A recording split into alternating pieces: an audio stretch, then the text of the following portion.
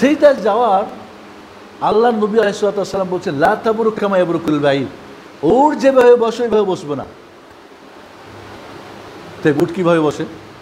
এই হাদিসে এটুক রাসূলের হাদিস, এর ব্যাখ্যায় এক হাদিসে আছে ফাল ইয়াদাইহি কাবলা রুকবাতাইহি, সেজন্য তার দুই হাত দুই হাঁটুর আগে রাখে, সেজন্য তার দুই হাঁটু দুই হাতের আগে রাখে।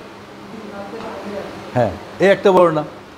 আর একটা বর্ণনা কি ফালিয়াদা রুকবাতাইহি কাবলা ইয়াদাইহি, ফালিয়াদা রুকবাতাইহি কাবলা ইয়াদাইহি, দুই হাত রাখার আগে দুই হাঁটু রাখবে, যেটা আমরা সাধারণত আমরা করি আমাদের দেশে।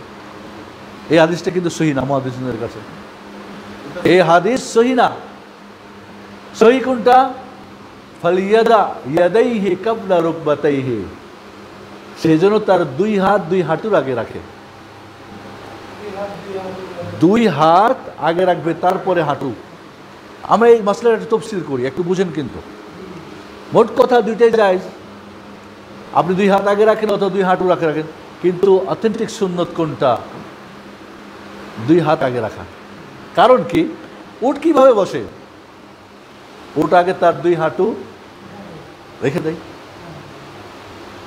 আপনি উট দেখেন, গরু দেখেন, গরু কি করে? আগে তার দুইটা হাত কি করে এইভাবে রেখে দেয়, এরপরে পেছনের পাটা বসে। তাহলে আল্লাহ নবী আলাইহিস সালাম এখানে হাঁটু রাখার সঙ্গে সদেশ করেছেন।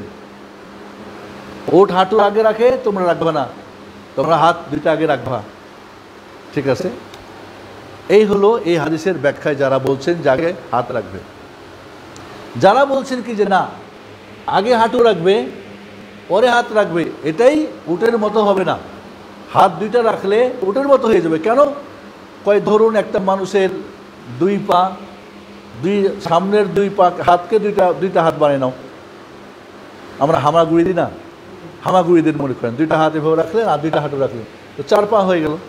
তো চার পা হয়ে গেলে সামনের দুই পা কি? দুই হাত। কথাটা বুঝেন? সামনের দুই হাত, হাত দুইটা দুই পা হয়ে গেল, সামনের দুইটা, আর পিছনে তো পিছনে। আল্লাহ নবী বুঝিয়েছেন যে এই যেরকম উট সামনের দুইটা আগে রাখে, তোমরা সামনের দুইটা রাখবা না। কাজে কি হলো? তাহলে হাঁটু রাখতে হবে। এবং ওদের পক্ষের হাদিস যেটা ফালিয়াদা রুকবাতাইহি কাবলা ইয়াদাইহি, আমারও না, এই ব্যাখ্যা ঠিক না। কেন আপনি মানুষকে পশুর মতো চার হাত পা বানাবেন? আল্লাহ কাউকে দুই পা বানিয়েছেন, কাউরি চার পা, কাউরি আরও বেশি, ঠিক না? মানুষ দুই পায়ের, আপনি এখন পশুর মতো করে ওর চার পা বানাবেন, কে অধিকার দিয়েছে আপনাকে? আমার তো দুইটা হাত আর দুইটা পা, উটের চারটাই পা, তা আপনি আমার দুইটা হাতকে পা বানানোর কী অধিকার আছে আপনার? Number one. Number two, number one হাদিস আপনার দুর্বল। নাম্বার টু, আপনি মানুষকে কেন পশুর মতো চার পা বানাবেন? ও তো দুই পাওয়ালা মানুষ, দুই পার সৃষ্টি, আপনি বানাচ্ছেন, বানিয়ে করতেছেন। আর একটা কথা হচ্ছে, রাসূল সাল্লাল্লাহু আলাইহি ওয়াসাল্লাম এখানে আগের আর পরের সদিশ করেন নাই, সদিশটা করেছেন হাঁটুর সাথে। ও হাঁটু গেড়ে বসে, তুমি হাঁটু করে বসবে না। এবং এটাই পক্ষে বিশুদ্ধ হাদিস প্রমাণ করছে, আবু হুরায়রার যেটা হাদিস। আচ্ছা, আরেকটা এখানে আসেন। ওরা বলে সিরিয়ালে যেতে হবে, পা তো মাটিতে আসে, ঠিক না, আগে থেকে। এরপরে সিরিয়ালে কি? হাঁটু, এরপরে কি? সিরিয়ালে হাত, এরপরে নাক, এরপরে কপাল। এটা বানানো কথা। আপনি বলেন যে সিরিয়ালে, তো এটা আপনি পক্ষ থেকে বলছেন, এরকম সিরিয়াল তো রাসূল দেন নাই, বলে দিয়েছেন নাকি যে সিরিয়ালে যেতে হবে? তা আপনি সিরিয়াল বানাচ্ছেন, তো আপনার পক্ষের কথা, এর পক্ষে আপনি দলিল দেন, তাহলে মানব। আচ্ছা, আর একটা আছে, আপনার সিরিয়াল আপনি যদি মানেন, দেখবেন দুই জায়গাতে সমস্যা। আপনি ছোট বাচ্চা, ধরেন 10টা বাচ্চা নেন, আপনি দেখেন, এটা পরীক্ষা করবেন কিন্তু, 10টা বাচ্চা নিন, একজন মানুষকে সেজদায় রাখেন, একজন মানুষ সেজদায় আছে, ওদেরকে বলেন তোমরা ওর মতো করো, সেজদা করো। যেই বাচ্চাগুলি কোনোদিনের আগে সেজদা করে নাই, আপনি দেখবেন এই 10টা বাচ্চাই তার আগে হাত দিয়ে তারপর সেজদায় যাবে। ন্যাচারাল অবস্থা এটা, কখনো তার আগে হাঁটু দিবে না। কিন্তু যারা দেখেছে বা শিখিয়েছে তাদের কথা আলাদা, হয়তো বাবাকে দেখেছে আগে দেয় তাই করে, যারা আগে দেয় তাদের বাচ্চা আগে দেয়, যারা আগে হাত দেয় তাই করে। যে বলতেছি কোনোদিন সেজদা করে নাই, এবং সেজদায় কিভাবে আপনি গেছেন ওকে দেখাবেন না, একজনকে সেজদায় রাখেন, ওদেরকে বলে ওই লোকটা যেভাবে আছে ওটা তোমরা করো। আপনি দেখবেন কেউ হাঁটু দিয়ে সেজদায় যাবে না, সবাই হাত দিয়ে সেজদায় যাবে। উঠতে বলবেন, দেখবেন ওরা হাতে ভর দিয়ে উঠবে, কেউ হাঁটুতে ভর দিয়ে উঠবে না। ন্যাচারাল, আমি বলছি এটা ন্যাচারাল জিনিস।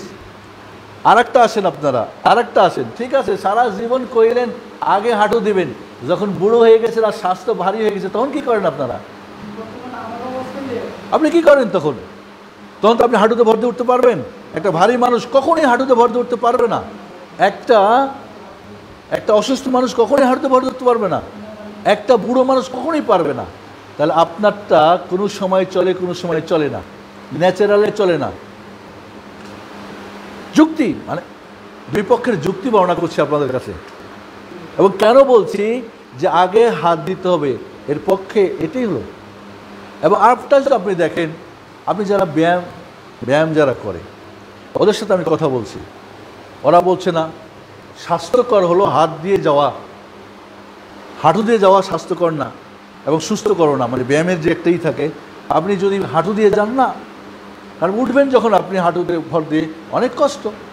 আপনি নিরাপদ কি হাত দিয়ে যাওয়া, হাত দিয়ে ওঠা, এবং এটাই ব্যায়ামের শরীরের দিক থেকে উত্তম।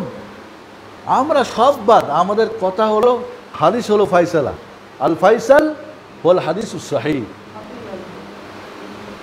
আচ্ছা আপনি আরেকটা আসেন, তাহলে এখানে হাদিস সহি ন্যাচারাল এটা অবস্থা। তবে এখানে একটা জিনিস মনে রাখেন, আপনাদের একটা কথা বলি, ইনশাআল্লাহ আমরা এখানে জায়েজ নামাজ নিয়ে এসে আপনাদেরকে পরিষ্কার দেখাবো। পুরো এই সালাতের আমরা স্ট্রাকচারটা শেষ হলে পুরো প্রথম থেকে শেষ পর্যন্ত আমরা দেখাবো আপনাদেরকে। এখানে আসেন, মূলত খেয়াল করেন, মূলত করে কি ওর তার হাঁটু দুটা এইভাবে পেড়ে দেয়, ঠিক আছে? আপনি যদি হাত দুটাকে এইভাবে দেন অথবা হাঁটু দুটাও এইভাবে দেন, উটের মতো হবে। কি করতে হবে? আপনাকে একটু বসেন, এরপর আপনি হাত দিয়ে তারপরে যান। এটা নর্মাল, স্বাস্থ্যকর, পড়ে যাওয়ার, স্বাস্থ্য ভারী বা বুড়ো সর্বাবস্থার জন্য।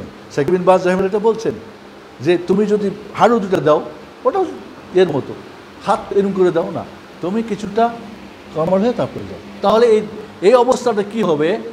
উটের মতো হবে না। এবং এখানে একটা খেয়াল রাখি, যদি আমরা হাঁটু আগে দিই, খেয়াল রাখেন, হাঁটু আগে দিই আমরা, বা হাত আগে দিই, আগে একটু বসে নিয়ে তারপরে দিন, তাহলে এটা কখনোই উটের মতো হবে না। দুইটা অবস্থাতেই উটের মতো হবে না।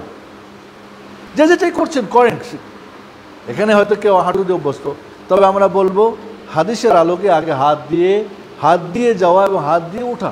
কোনো মত সেটাকে ওয়াজিব বলছে, কারণ বলছে কারণ উটের মতো করা যাবে না, তো পশুর মতো করা তো নিষেধ। নামাজে 4 প্রকার পশুর মতো করতে নিষেধ করা হয়েছে।